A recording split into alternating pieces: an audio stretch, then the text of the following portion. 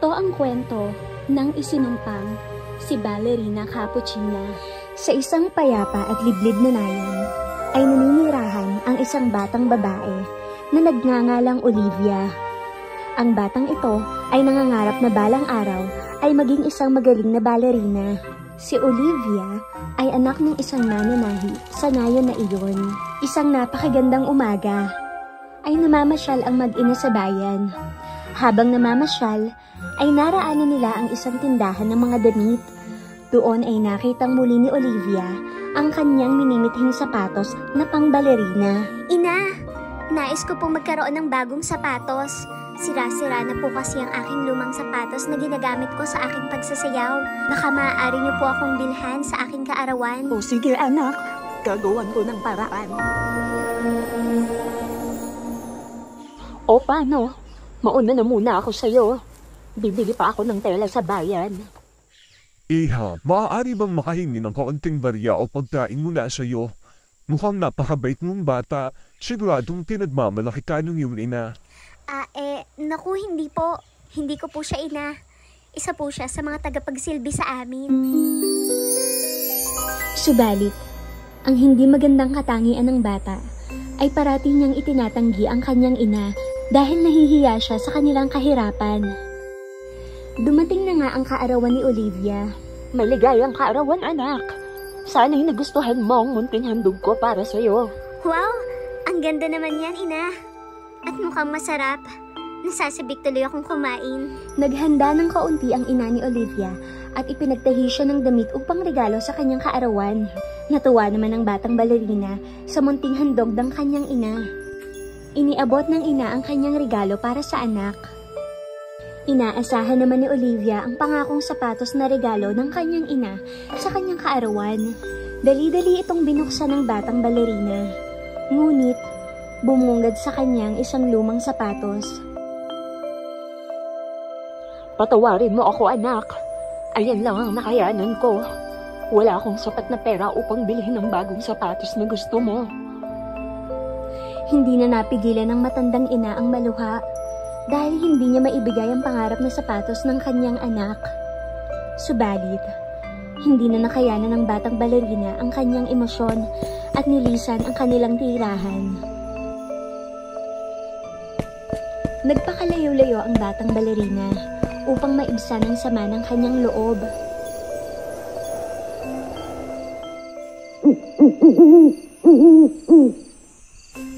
Walang kamalay-malay ang batang balerina na ang bawat hakbang niya ay patungo na sa mas malalim at masukal na kagubatan.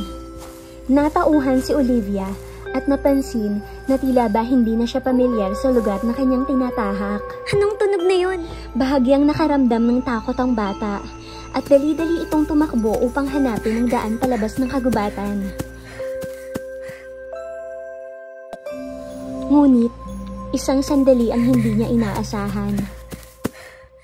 Wow! Isang kapihan sa gitna ng kagubatan?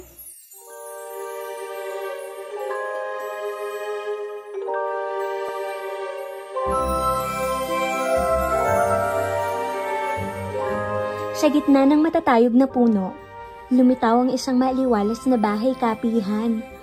Ang tsimeneya nito ay nagbubuga ng mabangong usok na nagmumula sa mga itinitindang pagkain at inumin sa loob. Sumilip ang batang balerina mula sa bintana ng bahay at doon natanaw niya ang mga nakakatakam ng mga inumin. Kaya naman dali-dali itong pumasok sa bahay kapihan. Namangha ang bata sa mga palamuti ng mga matatamis na tinapay at sa aromang daladala ng mga bagong timplang kape na itinitinda sa loob.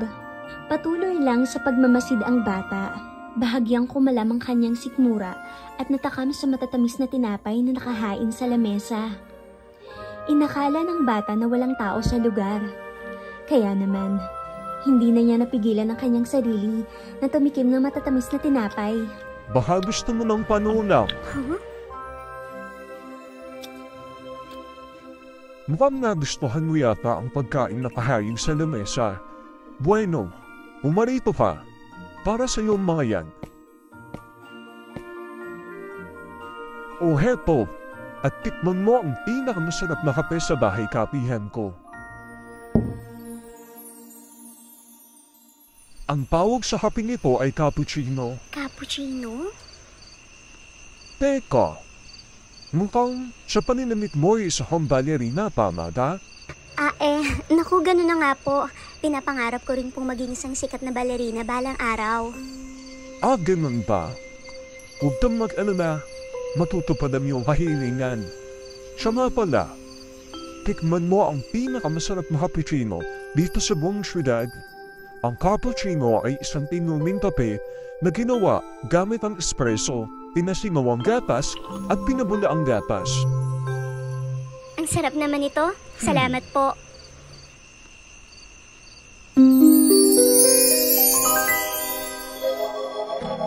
Lingid sa kanyang kaalaman, may halong mahika ang inuming cappuccino na inahain sa kanya ng matandang barista. Bigla na lamang nanlabo ang paningin ni Olivia at tila ba hindi niya maaninag ang matandang barista. Ngunit, ang matandang barista pala ay ang matandang pulubi na nakasalubong ng batang balerina sa bayan. Patuloy lang ang pananakit ng ulo ni Olivia.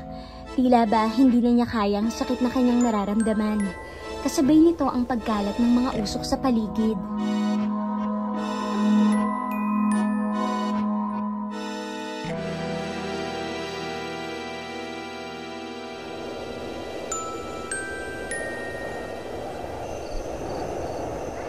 Nasaan na yung matandang barista? Nakakapagtaka naman. Himalang nakauwi ng bahay si Olivia sa kabila ng nakakalitong daan mula sa kagubatan. Kinabukasan, nagtaka ang batang balerina dahil parang mabigat ang kanyang ulo, kaya kumuha ito ng salamin upang tingnan ang kanyang sarili. Nagulat si Olivia sa kanyang nasaksihan at hindi makapaniwala sa nangyari. Teka, paano ito nangyari? Sa bahay kapihan. Pagkatapos kong uminom ng cappuccino, ay tila ba may kakaibang nangyari sa akin. Tama! Kailangan kong pumunta sa bahay kapihan. Mukhang may kinalaman ng matandang barista sa nangyari. Pinalipas ni Olivia ang gabi at nooy dali-daling tinungo ang masukal na bahagi ng kagubatan. Subalit, hindi niya inaasahan ang kanyang madadatnan. Ha? Nasaan na yun? Nandito lang yun ah. Bakit biglang nawala? Dahil ang dating bahay kapihan ay wala na sa dati nitong kinatatayuan. Walang magawa si Olivia kundi ang maiyak sa kanyang kalagayan. Hindi malaman ni Olivia ang kanyang gagawin dahil nalalapit na ang kompetisyon na kanyang sasalihan. Ngunit, hindi isinantabi ng batang balerina ang kanyang pangarap. Siya ay nagpresenta at ipinakalala ang sarili sa pangalang Ballerina Cappuccina. Bahagyang nagulat ang mga tao sa kanyang itsura. Bakit ganun ang ulo niya? Parang isang tasa ng cappuccino. Hindi ininda ni Ballerina Cappuccina ang magiging reaksyon ng mga tao sa kanyang paligid at patuloy lang sa pag-indog kasabay ang musika. Dumalo rin ang kanyang ina upang mapanood ang kompetisyon. Nakilala ng ina si Olivia dahil suot-suot nito ang kanyang sinulsing lumang sapatos. Ang anak ko, napakagaling talaga ng anak ko. Namangha ang mga tao sa pinakitang galing ni Ballerina Cappuccina. Ale, umalis na ho kayo. Hindi kayo nararapat dito. Bitiwan Wala niyo kayong ako. pambayad sa Ano panonood. ba? Ang kulit-kulit mong matanda ka ha? Lumayos ka dito. Alis. Dahil dito, ay nilisan ni Olivia ang entablado.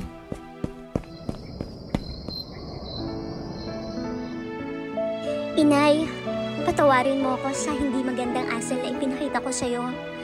Hindi ko man lang inisip ang sitwasyon mo at inisip ko lamang ang aking sarili.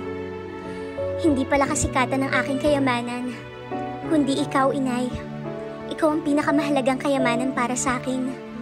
Simula ngayon, kasama ka na sa aking pangarap at lagi kitang ipagmamalaki. Tila ba nadinig ng langit ang pagbabago ni Olivia at unti-unting binali ang sumpa. Muling nagbalik ang dating itsura ng batang balerina. Mula noon ay naging masaya ang mag-ina.